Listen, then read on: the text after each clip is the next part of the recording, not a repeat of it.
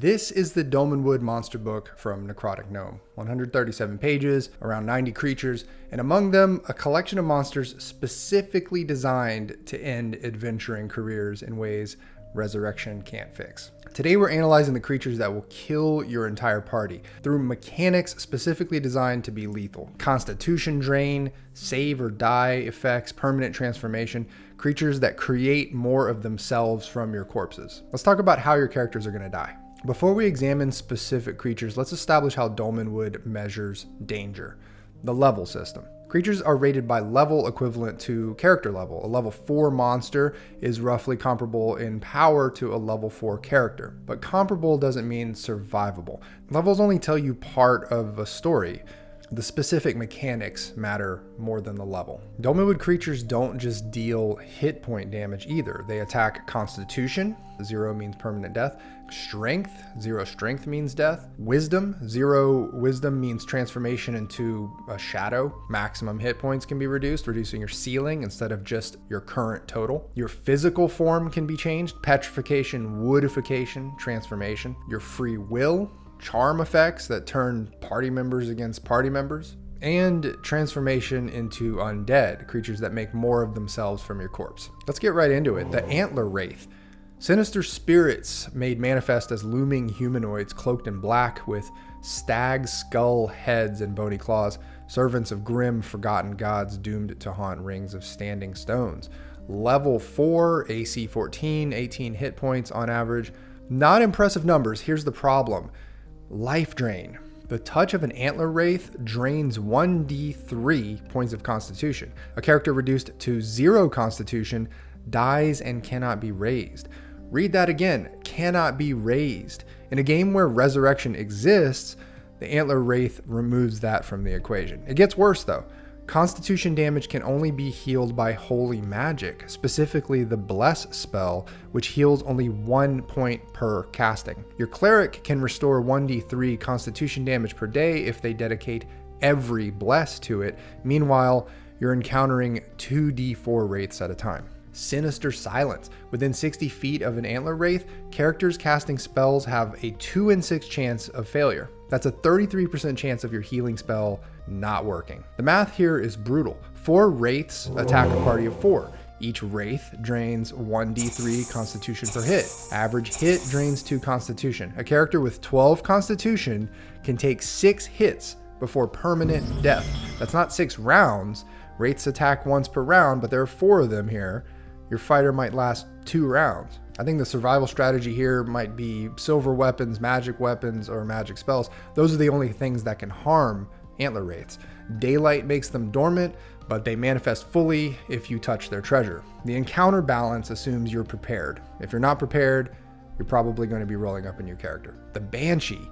Drifting incorporeal shades of frost elf ladies cruelly slain in ancient wars with mortals. They haunt desolate moors and hills, seeking vengeance on the living. Level 7, AC 19, 31 hit points, incorporeal, so they can pass through walls. Wail, once a night. All within 30 feet must save versus doom or die. Not take damage, not fall unconscious, die. The banshee gets 1 wail per night. If your party of 5 fails that save, you have 5 dead characters if they all happen to be within 30 feet of the banshee. At level 7, your character's save versus doom might be around 11 or 12. That's roughly a 45% failure rate per character. Statistically, 2 or 3 party members will die every time a banshee wails. But wait, chill touch. The victim loses 1 strength per hit, dying if strength is reduced to 0. Lost strength is recovered at dawn. So if you survive the wail, the banshee could touch you to death instead. If the banshee is killed before evaporating, the banshee curses her slayer to meet their doom. Unless the curse is removed, the character automatically fails their next saving throw against a deadly effect. So if you kill the banshee, the next time you encounter anything with a save or die effect, you fail. Automatic failure against, possibly death. So you can't really run away very well. It's incorporeal and chasing you through walls. You can't fight it safely. The wail is an effect area, and you can't kill it without consequences because the death curse follows you. Have fun with that one. The basilisk. Level 6, AC 15, 27 hit points. Reasonable numbers, but unreasonable mechanic here. Petrifying Gaze. Anyone within 30 feet meeting a basilisk's gaze must save versus hold or be permanently turned to stone. Permanently. Not for d6 rounds, not until dispelled. Stone. Forever. Unless someone casts Stone to Flesh, which is a high level spell your party probably doesn't have at the level you're encountering basilisks, because you keep dying in this game. But check this out. Surprise. Anyone surprised by a basilisk automatically meets its gaze. The Petrifying Gaze. And there's no save against surprise. It just pops out, looks at you, and then you're stone. In melee, unless averting their eyes or using a mirror, characters in melee are affected by the gaze each round. Averting eyes incurs a -4 to attack rolls and a -2 AC. You can fight blind, but you're terrible at it. Every round, save or turn to stone. Reflection. A basilisk seeing its own reflection must save or be petrified. This sounds like a solution until you realize you need to get close enough to show it a mirror while not looking at it while it's trying to eat you. The mirror shatters if the basilisk saves. So hopefully you have a bunch of mirrors. You encounter 1d6 basilisks at a time. Imagine 6 of these, each with a gaze attack, each requiring a save every round if you're in melee range. The expected outcome here is a statue guarded. The cockatrice, same petrification mechanic as the basilisk, but only on a failed hold save. Level 2, easier to fight, still permanent transformation on a failed save. But check this out, the basilisk and the cockatrice often appear together, fighting with 1d4 cockatrices over the petrified remains of an adventuring party. There's just a brutally high chance of petrification if you're facing this combo. The mud wedge. Long-necked boars whose awful stench and deadly breath deter most predators. Dangerous and irascible if disturbed. Level 3, not bad, but wood-defying breath 3 times a day. Purple miasma, 30 feet long, 10 feet wide. All in the cloud must save versus hold or be transformed into living wood. Like a tree, I guess. And here's what makes it worse. The PC-turned tree bears fruit. Trees grown from mud wedge victims produce a magical fruit. So there's actually incentive here to keep the PC as a stunted little tree so that the party can harvest it or sell it or something. All right, so Dolmenwood has 4 types of worm, each associated with a bodily humor. These are largely campaign level threats, the monsters that require planning, preparation, and you'll probably still lose half the party. Yellow bile worm, level 11, AC 20, 49 hit points, and it only suffers half damage from magic weapons. It's immune to acid, poison, mundane fire, lightning, and cold, half damage from magical fire, lightning, and cold. Your sword does nothing. Your magic sword, your fireball, and your lightning bolt only do half damage. This creature resists everything. Aura of Fear. In the presence of a yellow bile worm, all beings less than level 8 must save versus hold or be paralyzed for 1d6 turns. That's not a breath weapon or an attack, it's an aura. The worm shows up and most of your party will stop moving. They're aware, so they can watch themselves being eaten, I guess. Breath 3 times a day. A cone 60 feet long and 30 feet wide at the end. Damage equals the worm's current hit point total. That might be upwards of 88 points of damage, with an average of 49 damage at the top of combat, plus 2d6 additional damage the following round while the acidic bile drips off. Save versus blast for half that damage. It can use breath 3 times a day though, so it can use this back to back on the same PC. Yellow bile worms fly. No wings, their flight is magical. They're 60 feet long, they fly, they're immune to most damage, they paralyze you by existing, and they breathe acid that deals their current HP as damage. The encounter table down here says it all. Bellowing, flying on its way to devour the nearest village. Nice. Bloodworm, level 9, AC 19, 40 hit points, 50 feet long. Immunities, only harmed by magic or magic weapons. Full immunity to mundane weapons. Half damage from magical fire, lightning, and cold. Charming Voice. Those who hear the words of a bloodworm must save versus spell or come under its sway. Charmed victims move towards the worm, obey its commands, and defend it. They cannot cast spells, use magic items, or harm the worm. The bloodworm doesn't just kill your party, it sort of turns your party against each other.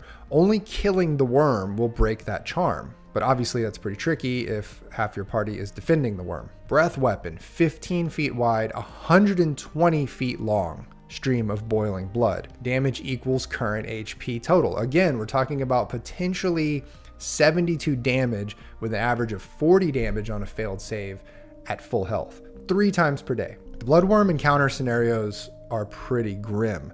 1D elf wanderers, wild-eyed under the worm's charm, attack all they encounter and drag the captives to the worm, which waits nearby. Those elves used to be adventurers like you, but they failed their spell save. Phlegm worm, level 7, AC 19, 31 hit points, 40 feet long, amphibious, hypnotic gaze 3 times a day.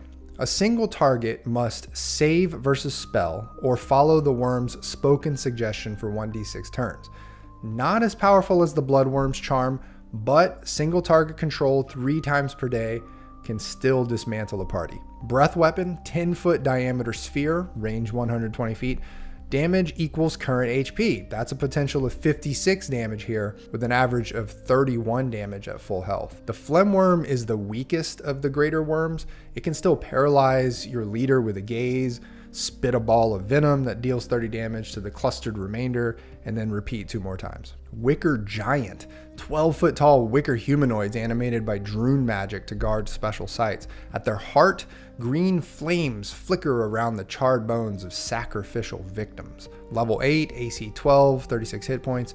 It's a construct that's immune to poison, disease, and mind-affecting spells. Swallow. An opponent hit by both fists in the same round, okay, so both attacks need to land, is gulped down into the belly of the giant. Swallowed victims can attack from inside but suffer 2d6 damage per round from the green fire in its chest. Technically, that's 2d6 damage every 6 seconds. Average damage, 7 per round. Most characters maybe have 20 or 30 HP at the levels where they're encountering giants. Plus, you have to consider the initial damage of the 2 fist attacks in the first place. Those are 1d10 each. So at around 3 rounds, you're dead. Fire immunity. The wicker giant is immune to fire. You might think it's made of wicker, hit it with a torch, but no, the green flame in its chest doesn't burn. Breath, 3 times a day, 30-foot cone, 20 feet wide, 4d6 damage. Save versus blast for half damage. The giant can breathe on an entire group, but only swallow its victims individually, so at least there's that. Purple worm, level 15, AC 13, 67 hit points. This is the highest level creature in the bestiary here, I think. Swallow. On a bite, attack roll of natural 19 or 20, a smaller medium creature is swallowed whole.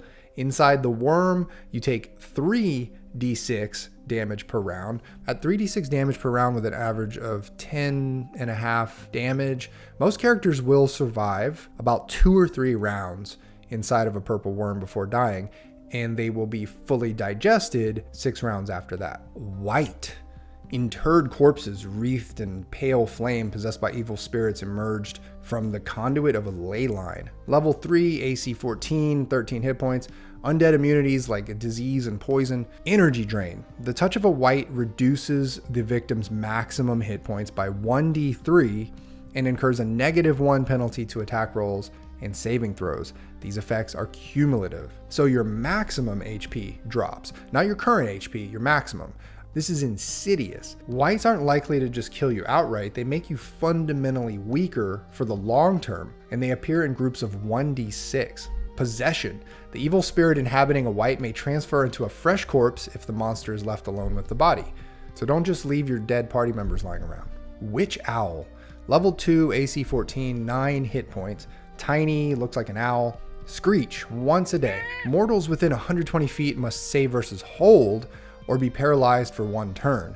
A group of witch owls screeches together and you get mass paralysis. Gaze. A mortal within 30 feet meeting the gaze must save versus spell. Victims lose 1d3 wisdom and a piece of their psyche. A character whose wisdom is drained to 0 becomes a shadow in the thrall of the witch owls. The psychic drain table lists which piece of your psyche you can lose. But honestly, the most horrifying prospect here is becoming a thrall to a semi-intelligent animal. I mean, doing the bidding of some owl in the woods? That's the worst. Bog corpse. sodden corpses of hapless mortals who died, accursed in bogs and swamps, inhabited by the spirits of marsh fires. Level 2, AC 11, 9 hit points, weak individually. Throttle. Upon a successful hit with a damage roll of 4 or higher, the bog corpse clasps its hands around the victim's throat and begins to strangle them. The victim suffers 1d6 damage per round until the bog corpse is killed. A victim killed in this way is dragged into the bog and rises the following night as a bog corpse. So if you die, you join them. If killed, the unholy green flame in the bog corpse's chest explodes. All within 10 feet suffer 1d6 damage, save versus blast for half. So even killing them is slightly dangerous. You get a little bit of that green fire on you. Werewolf, level 4, AC 14, 18 hit points. Disease. The victim has a 1 in 20 chance per point of damage of contracting lycanthropy. So a character bitten for 4 points of damage has a 4 in 20 chance. Unless cured by magic, the disease takes hold in 2d6 days.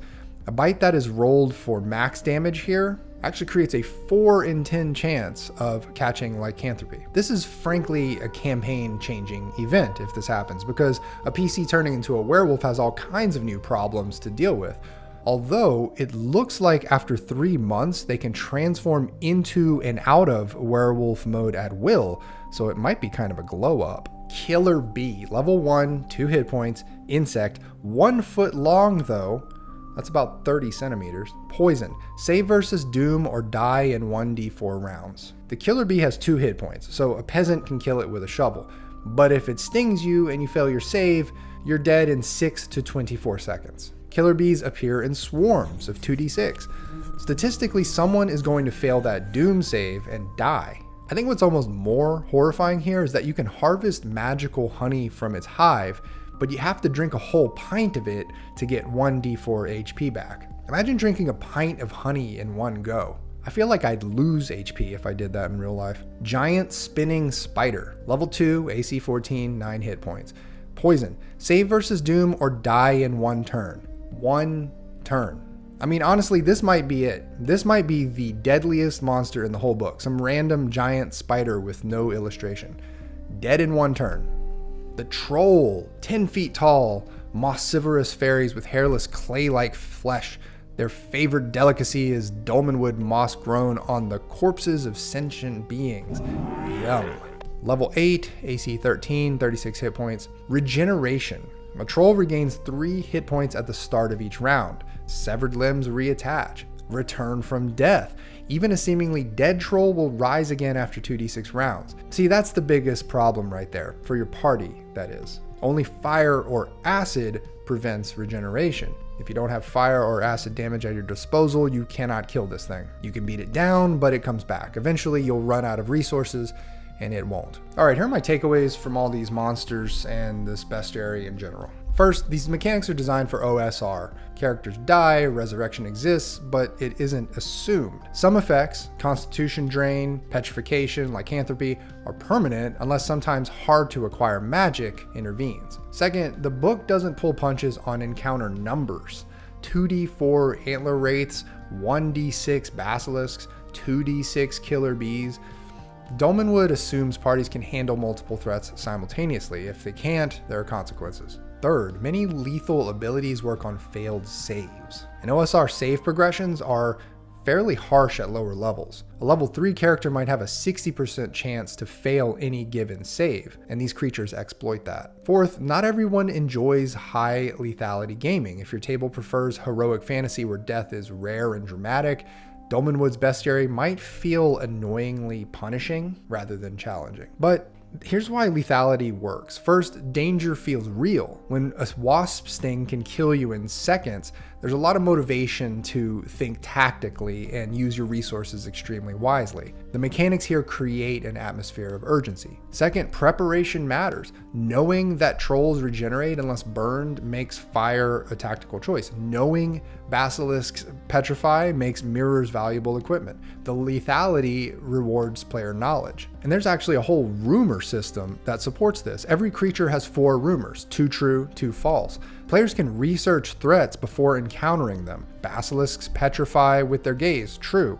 Deathly afraid of weasels, false. Your party investigates, gets information, makes plans. Some plans are wrong and you all die. Fourth, creatures serve the setting. Antler wraiths guard standing stones because standing stones matter to the Droon. Bog corpses rise in marshes because the wetlands are spiritually corrupted. Banshees are frost elf ladies slain in the wars against the Cold Prince. A lot of these creatures connect to Dolmenwood's history and factions. And finally, the art communicates the threat. A lot of these creatures just have very evocative illustrations. That's a purely subjective thing, of course. I just personally dig the art. This game isn't interested in fair fights. It's interested in a world where monsters are monstrous, where encountering certain creatures means making specific preparations or suffering the consequences. This isn't a monster book for every gaming group. It's one for a group who wants danger to mean something, where players ask, what do we know about this creature before charging in, and where they may have actually done some research before setting out on a quest. And that's really the question every party should ask before setting out on their journey in this game. What's out there, and are we ready for it? Remember to like and subscribe for more RPG reviews, and join the channel as a member for exclusive video content. Links for everything are below. I'll see you in the next one.